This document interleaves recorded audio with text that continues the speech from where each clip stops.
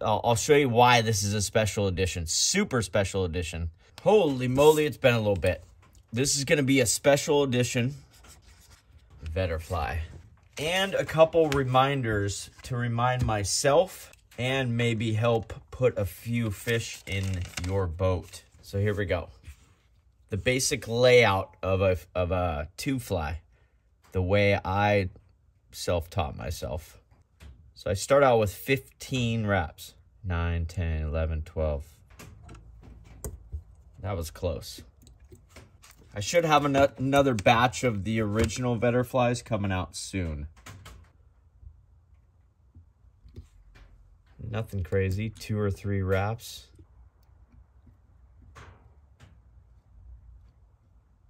Every year that goes by, I tend to eliminate stuff.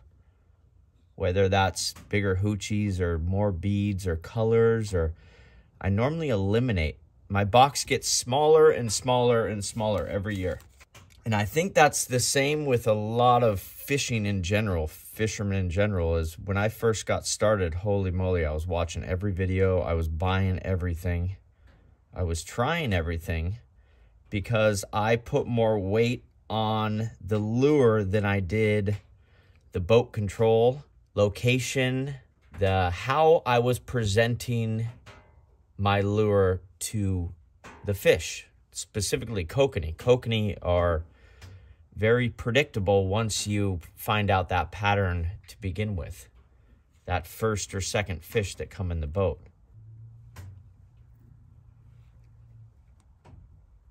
So if you are new and struggling in the kokanee world, this video is for you, and maybe a refresher for some people like myself and maybe somebody else watching.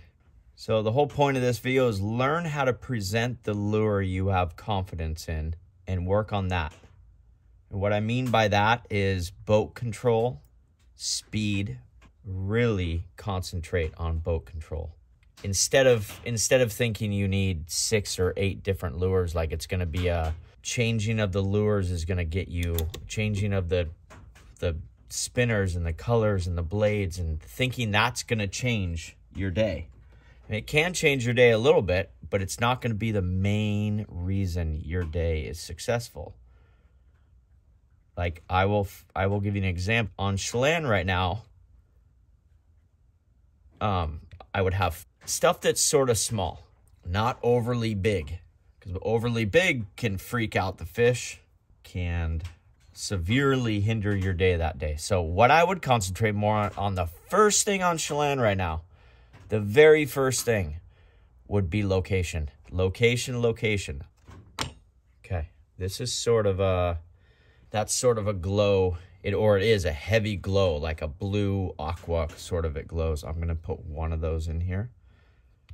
So on Chelan, I would concentrate big time on location. And if you're not marking anything or getting bit or getting something, getting drive-bys, then you need to move. It's really hard once you finally get all that stuff in the water, your dropper rods, everything's set down, and you're deep and you're trolling finally and you're not marking any fish. I know it's hard, but pick up your gear and move. If you're not marking fish, if you're confident in your electronics, move. If you're marking fish and not getting bit, for myself, I wouldn't be switching out gear that much. I'd be making sure I'd be adjusting my speed, my depth, maybe which way I'm trolling. Okay, here we go. This is the special edition.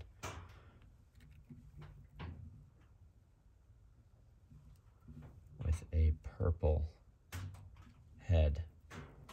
Because I want to go to Chelan soon. I don't know if it's going to happen for sure, but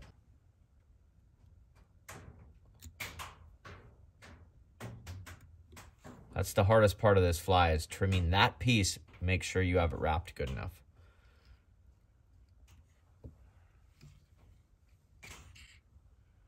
And every lake you go to is going to have its own identity. Every lake. There's no 2 lakes that are going to fish the exact same.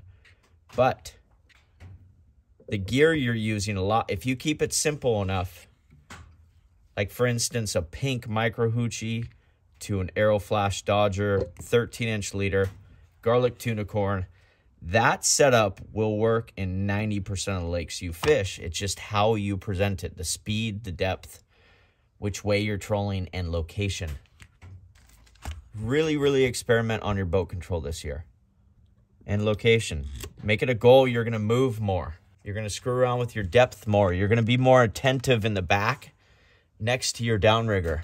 Because if you want to look up the video, fastest limit on fastest kokanee limit on YouTube, that was on Spectacle Lake, and I had been struggling there for 2 days. Not struggling. I've still been squeaking out a few limits. I really spent like 2 hours one day searching around for fish, and I found a big wad of fish of kokanee at the end of the day before. So I knew that next morning, okay, I know where I'm going. I had dialed in the speed early, and I replicated that over and over and over and over. And I just did circles on those fish, and they never moved. I'll show you why this is a special edition, super special edition. After this dries, we'll tie it up. This one's super simple, but the only reason I'm putting a purple head on there is because I want to run this one on Chelan. I'm going to tie a few of these up, I think, and put them on the website. I did tie a couple of these 2 years ago on Chelan when I did that winter video. And the purple head just gives it a little bit more color down deep. And maybe I'm probably overthinking that. And then this glow. I want to put a little bit of that turquoise glow for down deep. I'll be right back with you to tie this up, and I'll show you why this is truly a special edition. Okay, I'm pretty fired up about these. I'm all shaky right now. Buzzing off some coffee. A little bit too much. Purple. 4mm. These are the glow beads that I offer on fishkokanee.com. They're awesome beads. They're not translucent. They're solid color. They have a decent glow to them. Like, they actually glow the color. Pink 4mm. Bearing swivel. Pentac. And this is a 24 karat.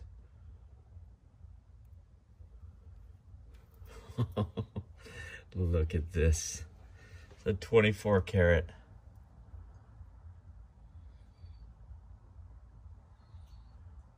How cool is that?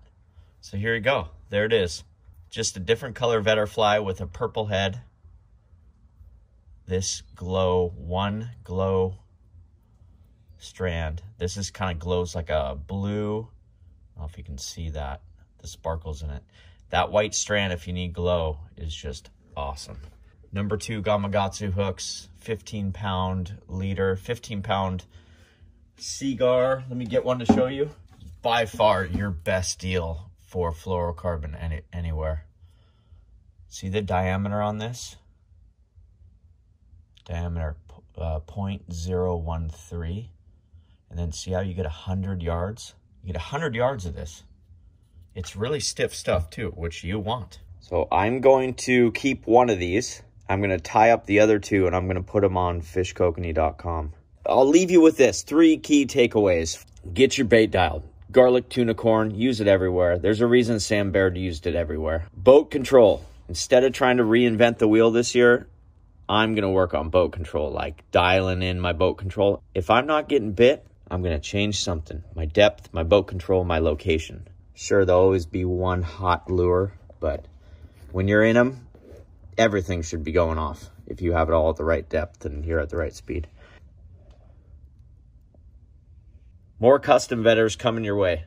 See you later.